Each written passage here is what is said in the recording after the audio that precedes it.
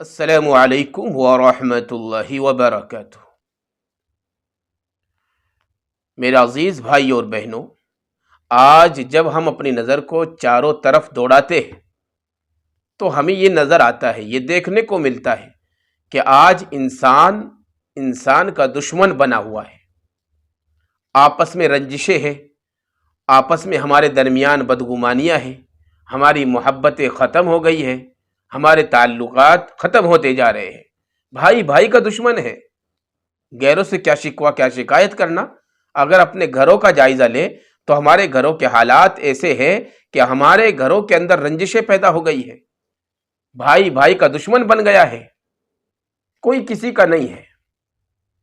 تو کیا کبھی ہم نے سوچا ہے میرے عزیزوں کہ ایسا کیوں ہے؟ حالانکہ پیغمبر علیہ الصلاۃ والسلام تو ہمیں محبت کی تعلیم دے کر گئے تھے۔ قرآن بھی ہمیں محبت کی تعلیم دیتا ہے اور کہتا ہے کہ مسلمانوں تم آپس میں بھائی بھائی ہو۔ لیکن ہمارے اعمال کیسے ہیں؟ ہم اپنے اعمال سے یہ ثابت کر رہے ہیں کہ ہمیں قرآن پر کوئی بھروسہ نہیں ہے، نعوذ باللہ۔ ہمیں قرآن پر عمل نہیں کرنا ہے، ہمیں اپنے نبی کی تعلیمات سے اور ہدایت سے محبت نہیں ہے۔ یہی وجہ ہے کہ آج ہمارے درمیان رنجش ہے۔ اور رسول اللہ صلی اللہ علیہ وسلم نے ارشاد فرمایا کہ تمہاری آپس میں بدگمانی جو ہے اور تمہارے درمیان جو رنجشیں ہے اس کی ایک وجہ یہ بھی ہے، اور یہ سب سے بڑی وجہ ہے میرے عزیزوں۔ اگر اس وجہ پر ہم غور کر لیں تو ہماری آپس کی رنجشیں ختم ہو جائیں گے۔ کیا فرمایا پیغمبر علیہ الصلاۃ والسلام نے؟ یبصر احدکم القضاء فی عین اخی، یبصر احدکم القضاء فی عین اخی وینسی الجزع فی عینی۔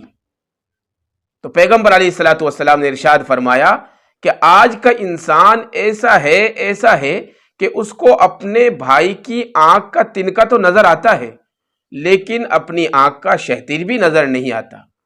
کیا مطلب؟ یعنی آج ہم دوسروں کی برائیاں تلاش کرتے ہیں، دوسروں کے اندر عیب تلاش کرتے پھرتے ہیں، اور اپنے اندر جو عیب ہے ان کو ہم چھپا لیتے ہیں، ان کے اوپر غور نہیں کرتے۔ تو جو آپس میں ہمارے درمیان رنجشیں ہوتی ہے، آپس میں جو ہمارے درمیان بدگمانیاں پھیلتی ہے، اس کی وجہ یہ ہے کہ ہم دوسروں کی برائیوں پر دیکھتے ہیں اور دوسرے کے عیبوں کو کھوجتے ہیں، تلاش کرتے ہیں، اپنے عیبوں کو تلاش نہیں کرتے۔ تو اگر آج ہم خود اپنے اوپر غور کریں، اپنے عیبوں پر غور کریں، اپنی برائیوں پر غور کریں تو ہماری رنجشیں آپس میں بالکل مٹ جائے گی، ہماری لڑائی جھگڑے بالکل مٹ جائے گے، ہمارے درمیان جو بدگمانیاں ہیں وہ بالکل مٹ جائے گی۔ ایک مرتبہ ہمیں اپنے دین پر عمل کرنا ہوگا، اپنے نبی کی حدیث پر عمل کرنا ہوگا، اپنے نبی کی بات پر عمل کرنا ہوگا۔ تو میرے عزیزوں، اگر ہم یہ چاہتے ہیں کہ ہمارے درمیان آپس میں محبت پیدا ہو جائے اور ہماری رنجشیں ختم ہو جائے اور ہماری جو بدگمانیاں ہیں آپس میں پھیلی ہوئی ہیں ختم ہو جائے، تو ہمیں سب سے پہلے یہ طریقہ کار کرنا پڑے گا کہ سب سے پہلے ہمیں اپنی عادت یہ بنانی پڑے گی کہ ہمیں دوسرے کے عیب تلاش نہیں کرنے ہیں، دوسروں کی برائیاں تلاش نہیں کرنا ہے۔ سب سے پہلے ہمیں اپنے عیبوں پر نظر کرنی ہے، اپنی برائیاں تلاش کرنی ہے۔ جب ہم اپنی برائیوں پر نظر رکھنے والے بن جائیں گے اور اپنے عیبوں کو تلاش کرنے والے بن جائیں گے تو دوسرے کے اندر ہمیں کوئی برائی نظر نہیں آئے گی، کوئی عیب نظر نہیں آئے گا۔